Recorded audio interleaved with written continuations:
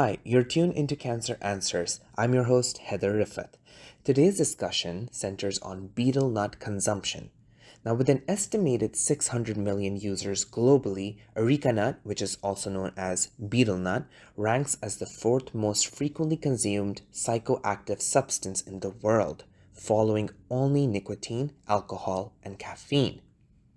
To better understand what betel nut is and why it is harmful to human health, I've invited to the show today Dr. Thaddeus Herzog, who is a full member in the Population Sciences in the Pacific Program, Cancer Prevention in the Pacific, at the University of Hawaii Cancer Center.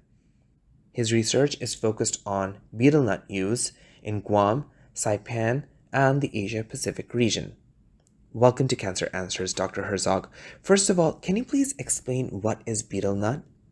Well, thanks for having me, Heather. So, betel nut, the first thing you want to know about betel nut is that it's something that people chew. So, it's a substance that people chew. Now, it is a nut or a fruit from the areca palm tree, which is a tree that grows quite readily in the tropics. And it's called betel nut because it is often combined with a betel leaf, which is a leaf from a different plant, actually a vine. And so colloquially, it's become known as betel nut, although it's areca nut plus betel leaf. Mhm. But it's a nut again from a palm tree that actually grows quite easily in Hawaii and other tropical areas. And where is this betel nut widely consumed? Well, it's consumed in many Pacific islands and also in Southeast Asia and also in South Asia. So this is a huge geographic region with many hundreds of millions of people. Understood. Now, I was also reading that betel nut is considered to be group 1 carcinogen. What does that mean?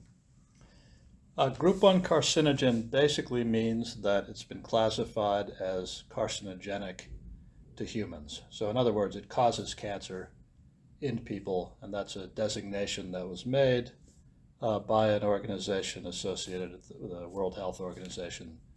They looked at the scientific literature and they've determined that betel nut is definitely carcinogenic. Again, meaning it is a cancer causing agent. Hmm. Okay. And how exactly does chewing betel nut cause cancer? Well, again, Or without get consuming yeah it? Sorry. yeah Yeah. how to consume it. Mm-hmm. Well, and the two questions are related. So again, um, without getting into the biology or the chemistry, which is really not my area of expertise anyhow, but uh, it's uh, it's it's it enters the body through the mouth. So it's a Mm-hmm. substance that is chewed, and so it's a carcinogenic substance, and so people who chew it habitually, or in many cases every day, many times a day, so you have this cancer-causing substance that's in the mouth throughout the day on a daily basis in many cases, and that is why it causes cancer to the mouth, or in other words, oral cancer. Mm-hmm. Mm-hmm. Right. Right. So, do you, how is it like an addictive drug? Because normally, smoking is considered to be addictive. So, how would you call betel nut addictive? How is it addictive? Well, we've done a lot of research about that actually here at the University of Hawaii Cancer Center and the University of Guam, where we're partner organizations.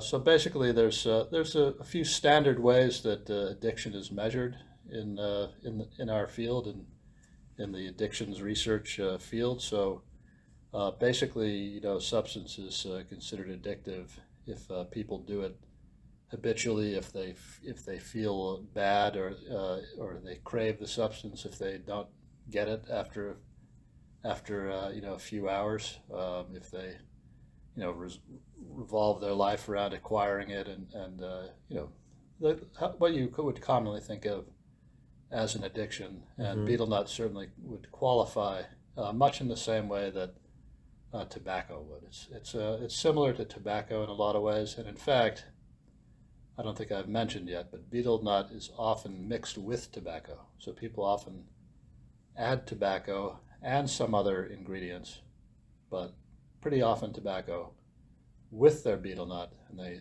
mix that together and chew it. So a lot of people sort of have a double addiction. You know, they have the betel Hmm. nut addiction in addition to the tobacco addiction, as the substances are blended together and chewed together. Hmm. Do you think that betel nut is not as addictive in itself compared to when you combine it with other drugs? It's more addictive?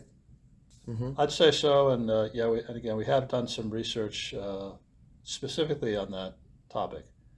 So what we find is that betel nut by itself is still addictive, but if one adds tobacco, Mm-hmm. then it is certainly more addictive, and also it is more carcinogenic. So uh, people who add tobacco to their betel nut are likely to be both more addicted and they're taking a greater health risk as well. Right. And um how is this the betel nut consumption a big health issue in the Pacific? Well, if by here you mean Hawaii, it's not a particularly large issue in Hawaii. I think that I estimate roughly that there's perhaps 2,000 or so betel nut chewers in Hawaii. So it's a bigger problem in other islands where in the Western Pacific, again in Micronesia and Melanesia, where the chewing rates are much higher. There it's a significant problem. Now, I wouldn't say it's the most serious problem by any means, but it's a significant health issue in those areas where the prevalence or the amount of use, is relatively high. Now, in Mm-hmm. some other parts of the world, it's most definitely a serious issue. In countries, in India, for example, there's quite a bit of concern about it. There's a lot of chewing in Taiwan, though they've done a great job at cutting down on chewing in Taiwan actually. But in other areas like in New Guinea and other regions Mm-hmm. where it's used quite heavily, it's a more serious health issue. Mm-hmm. And what current research are you doing at the Cancer Center to address betel nut and its correlation with cancer?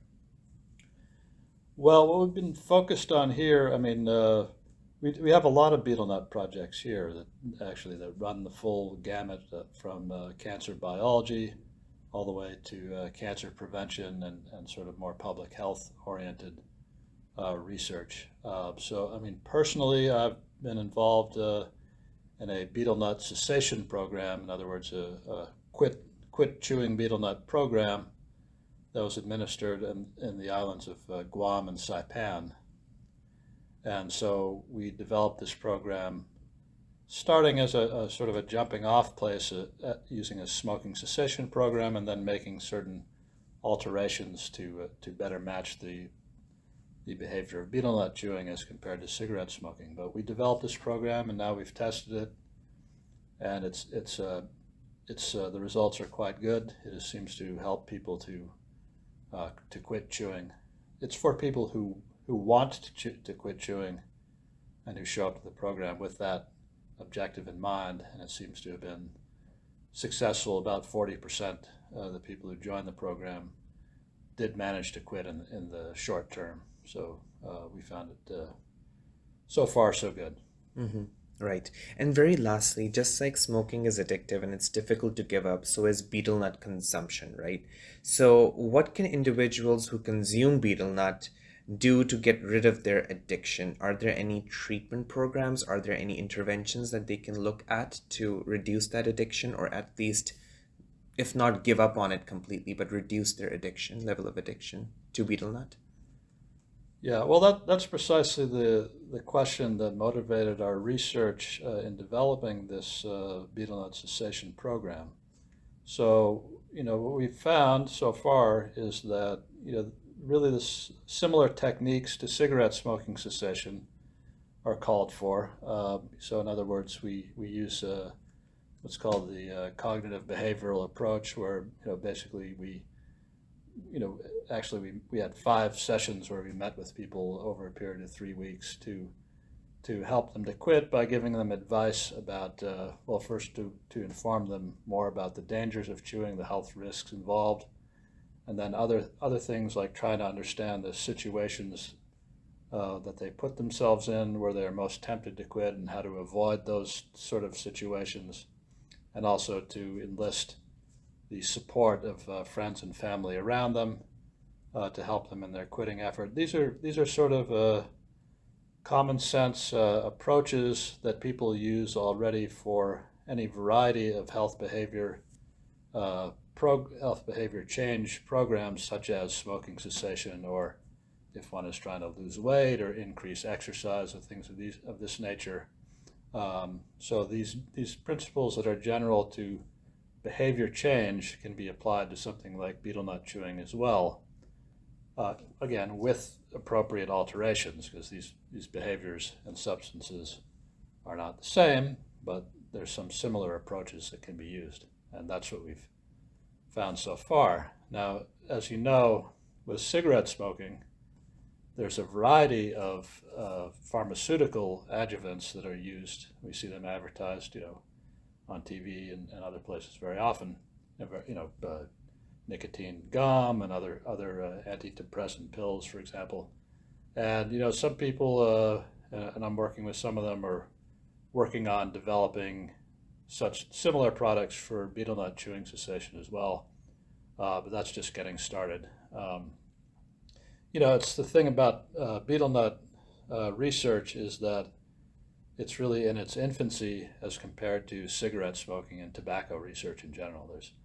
There's a vast wealth of research going back many decades about tobacco cessation, smoking cessation, and as I mentioned, there are many pharmaceutical aids that are available.